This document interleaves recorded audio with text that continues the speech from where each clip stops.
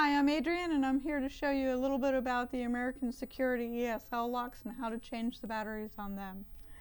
This lock will give you a flash when the battery is low, and you'll also hear additional chirps when you're putting in your combination. This one is going to twist counterclockwise to come out in your hand. This one takes two batteries that pull them out so that you can pop off the connectors, and then you can put them back on. With the fresh battery, remember to use alkaline batteries only. Put them back in. They are a little bit of a spring load right there to keep them in place. When you're going back, putting the keypad back on, make sure that you're tucking your wire so that it doesn't get jammed with the teeth, and turn it clockwise again to put it back on. And now you're in business again.